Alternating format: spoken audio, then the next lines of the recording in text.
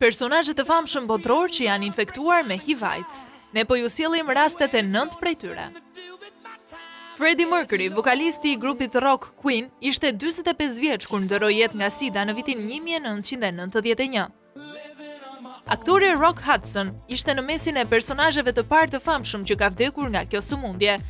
Aktoria Amanda Blake ndëroi jetë në moshën 60 vjeçare. Aktori dhe regjizori britanik Tony Richardson ka vdekur nga AIDS në vitin 1991. Ish lojtari i NBA Ervin Magic Johnson në vitin 1991 njoftoi publikun se ishte diagnostikuar me HIV. Legjenda e baletit Rudolf Nureyev ka vuajtur nga një rast i avancuar i SIDA-s dhe vdiq në vitin 1993 në moshën 54 vjeçare. Chuck Panozzo nga grupi Styx njoftoi në vitin 2001 se ishte homoseksual dhe se ishte duke jetuar me HIV. Charlie Sheen njoftoi më 17 nëntor të vitit 2015 se ishte HIV pozitiv. Danny Pintauro ka deklaruar në shtator të 2015 se ka jetuar me HIV për 12 vjet.